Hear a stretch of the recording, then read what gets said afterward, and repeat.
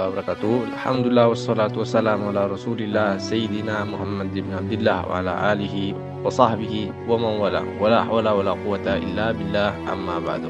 Alhamdulillah yang telah memudahkan kita untuk belajar, untuk mengkaji ilmu, untuk belajar bersama. Dan hari ini adalah awal pertemuan kita yang insyaallah kedepannya kami akan memberikan konten-konten yang bermanfaat bagi teman-teman semua. Kami akan membahas tentang fikih-fikih praktis, fikih-fikih kemasyarakatan, fikih-fikih yang sering terjadi di lingkungan kita. Dan kali ini kita akan membahas tentang kucing. Nah, ada apa dengan kucing? Sebagian dari kita memelihara kucing. Ada yang mempunyai kucing Anggora, ada yang mempunyai kucing kota, mempunyai kucing kampung. Asalkan jangan kucing-kucing kota. Nah, ya terkadang banyak yang bertanya, Ustaz, apa sih hukumnya itu bulu kucing? Soalnya ada kucing, ya sering kali terjadi kucing itu pangku di atas pangkuan kita. Kemudian bulunya itu berserakan, berterbangan, kemudian menempel di baju kita, lalu kita bawa sholat. Apa sih hukum asli dari bulu kucing tersebut? Sebelum itu harus kita pahami dulu, kita harus menghafal, harus memahami kaidah perbinatangan.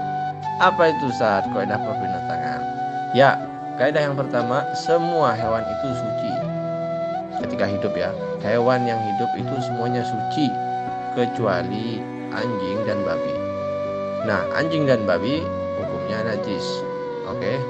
Jika kita pegang anjing dan babi itu dan ada bebasahan di antara kita berdua, misalnya di antara kita dan ada anjing yang basah atau tangan kita yang basah atau dua-duanya yang basah, nah maka najis itu akan berpindah. Oke, ini adalah kaidah yang pertama. Kaidah yang kedua adalah semua hewan yang mati. Semua hewan yang mati itu kita lihat dulu, ini hewan yang bisa dimakan atau tidak. Jika hewan itu tidak bisa dimakan, maka hukumnya najis. Seperti singa, macan, dan lain-lain. Semua hewan pokoknya yang tidak bisa dimakan, kalau mati hukumnya najis. Nah, najis.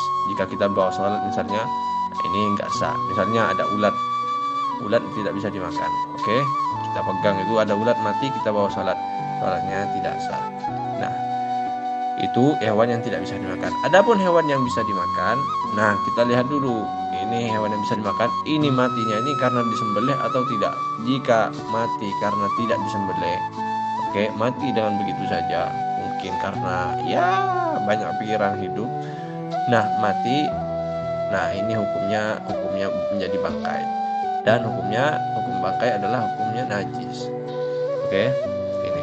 Akan tetapi jika hewan yang bisa dimakan tersebut mati gara-gara disembelih, seperti hewan kurban, kambing, sapi, onta, ayam, misalnya ayam kita sembelih, ini ayam bisa dimakan dan mati karena disembelih, maka hukumnya adalah suci dan boleh dimakan.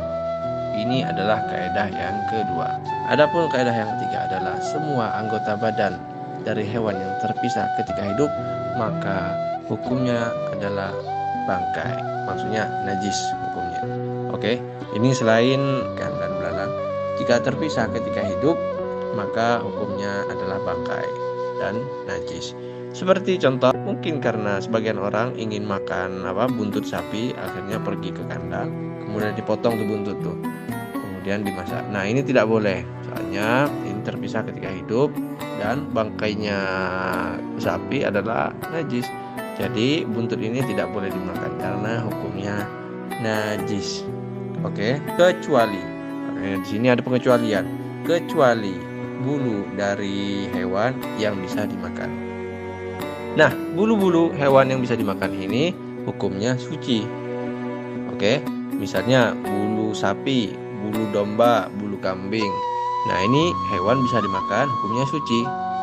Nah, jika kalau kita lihat masalah yang kita bahas yaitu bulu kucing. Nah, bulu kucing ini tidak bisa dimakan, maka hukumnya najis. Oke, bulu kucing hukumnya najis. Aslinya seperti ini. Akan tetapi ternyata jika sedikit bulunya dimaafkan. Nah, jika ada bulu kucing menempel di sarung kita atau di baju kita itu sedikit, maka hukumnya dimaafkan. Oke, Maka dari itu, agar selamat, sebelum kita sholat, sebelum kita melakukan ibadah ya sholat, nah diusahakan kita ya menghilangkan bulu-bulu yang ada di baju kita, dan hal itu bukanlah hal yang sulit. Oke, mungkin cuma bisa kami sampaikan, dan insya Allah bermanfaat bagi Anda semua. Dan tunggu konten-konten selanjutnya. Tetap bersama saya, Zami. Assalamualaikum warahmatullahi wabarakatuh.